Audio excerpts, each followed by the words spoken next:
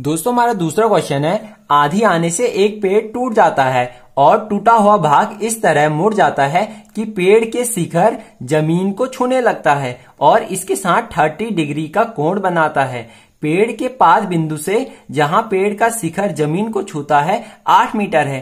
पेड़ की ऊंचाई ज्ञात कीजिए। दोस्तों में क्वेश्चन में दिया है कि एक पेड़ है, हम एक पेड़ बनाएंगे।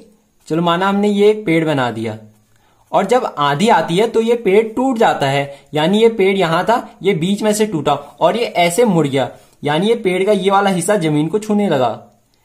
ये पेड़ का हिस्सा जमीन को छूने लगा।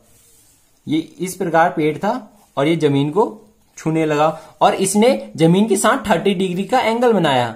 ये हमें क्वेश्चन में दिया है और हमें क्वेश्चन में दिया है कि पेड़ के पाद बिंदु की दूरी, जहां पेड़ का शिखर, यानी पेड़ के पाद बिंदु की दूरी ये हुई और जहां पेड़ का शिखर जमीन को छूता है और यहां से लेके यहां तक की दूरी 8 मीटर है, यानी ये दूरी कितनी है 8 मीटर। तो हमें पेड़ की ऊंचाई ज्ञात करनी है। तो पेड़ की ऊंचाई कैसे ज्ञात होगी, हमें ये वाली दूरी ज्ञात करनी पड़ेगी, यानी हमें त्रिभुज का लंब ज्ञात करना पड़ेगा, फिर कर्ण ज्ञात करना पड़ेगा और अगर हम इन दोनों को बाद में जोड़ेंगे लंब और कर्ण को, तो हमारी पेड़ की ऊंचाई आ जाएगी। दोस्तों अब हम इस चित्र के बारे में लिखेंगे। चलो माना हमने पेड़ की ऊंचाई कितनी मानी, हमने h1 प्लस h2 यानी यहां से लेके यहां तक की दूरी कितनी है h2 और यहां से लेके यहां तक की दूरी कितनी है h1। ये हमने पेड़ की ऊंचाई मानी है और हमने ये इसलिए मानी है क्योंकि पेड़ यहां से बीच में से ब्रेक हो गया है और इसलिए हमने ये माना है और हम इसे क्वेश्चन में लिखेंगे। तो हमने क्वेश्चन में लिखा माना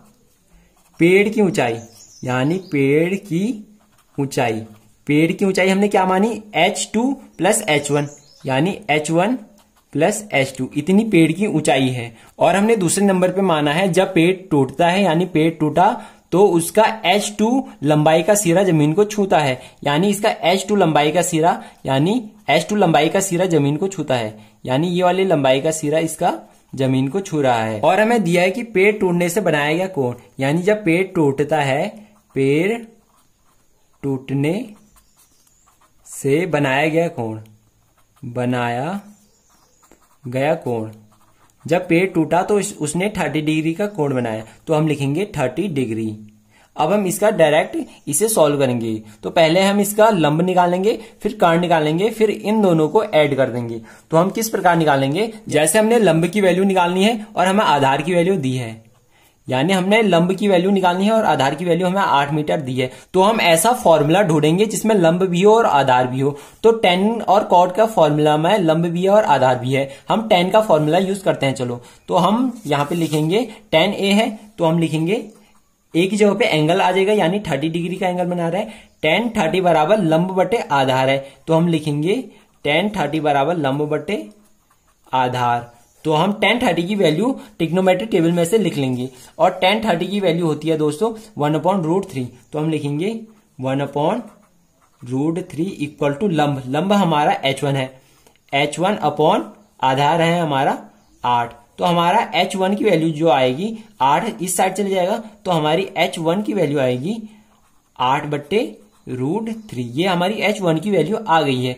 अब हमें h2 की वैल्यू चाहिए, तो हम h2 की वैल्यू कैसे निकालेंगे, जैसे हमें एक कर्ण दिया है और हमें आधार दिया है, तो हम ऐसा फॉर्मूला ढूंढेंगे जिसमें कर्ण भी हो और आधार भी हो। तो अगर आप देखते हो तो cos का फॉर्मूला ऐसा है जिसमें कर्ण भी है और आधार भी है, और इसी प्रकार sec का फॉर्मूला भी है। आप इन दोनों में से किसी का भी यूज कर सकते हो। चलो माना मैंने sec का फॉर्मूले का यूज किया, तो मैं यहां पर लिखूंगा sec, तो मैंने sec की sec लिखा, a पीछे का एंगल होता है, तो एंगल हमें 30 डिग्री का दिया है, तो हम लिखेंगे sec 30 इक्वल टू sec का फॉर्मूला क्या है, sec का फॉर्मूला है कर्ण बटे आधार, तो मैं लिखूंगा कर्ण बटे आधार और sec 30 का मान यहां पे लिख लूंगा।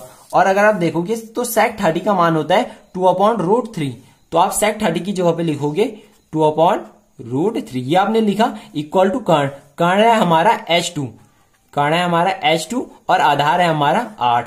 तो हमारा h2 की वैल्यू आएगी 8 इस साइड चले जाएगा, तो ये मल्टीप्लाई में चल जाएगा क्योंकि ये भागा में है, तो हमारा आएगा 8 दूनी 16, 16/√3। ये आ गई है हमारी h2 की वैल्यू। और हमारी पेड़ की ऊंचाई कितनी है, पेड़ की ऊंचाई है हमारी h1 प्लस h2, यानी h1 इतना लंबाई का है और h2 इतने लंबाई का है, तो हम इन दोनों को प्लस कर देंगे।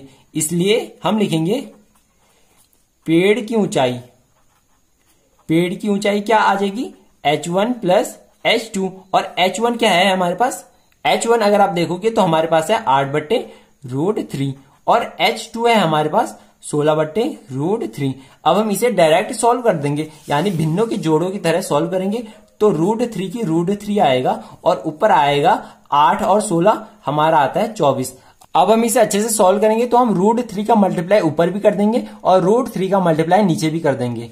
ऐसा करके हमें यह फायदा होगा कि नीचे का जो √3 है वो 3 बन जाएगा, यानी ये √3 का मल्टीप्लाई किया तो √3 इंटू √3 तो हमारा 3 बन जाएगा और ऊपर आएगा 24 इंटू √3। अब 3 से 24 को काटेंगे तो 8 बार कटेगा, 8 और ये आएगा 8 इंटू √3। और अगर आप √3 की वैल्यू देखोगे तो हमारी √3 की वैल्यू होती है, पहले हमने 8 इंटू √3 की वैल्यू होती है 1.732, ये √3 की वैल्यू होती है। अगर हम इन दोनों को मल्टीप्लाई करते हैं तो हमारा इन दोनों को मल्टीप्लाई करके आता है 13.86 मीटर, यानी जो हमें यहां से लेके यहां तक की दूरी मीटर में दी है तो इन सब की दूरी मीटर में ही आएगी, इसलिए ये वाली दूरी भी मीटर में आई है। और इसलिए जो पेड़ की हमारी ऊंचाई है वो है 13.86 मीटर। पेड़ इतना लंबा है। दोस्तों आशा करता हूं कि ये वीडियो आपकी समझ में आई होगी। अगर इस वीडियो से रिलेटेड आपको कोई भी डाउट हो तो कमेंट बॉक्स में जरूर पूछें, और ऐसे ही और वीडियो पाने के लिए इस चैनल को लाइक कमेंट सब्सक्राइब जरूर कर दें और बेल नोटिफिकेशन को ऑल पर सेट करना ना भूलें ताकि मेरी मेहनत बेकार ना जाए। Thank you, have a nice day.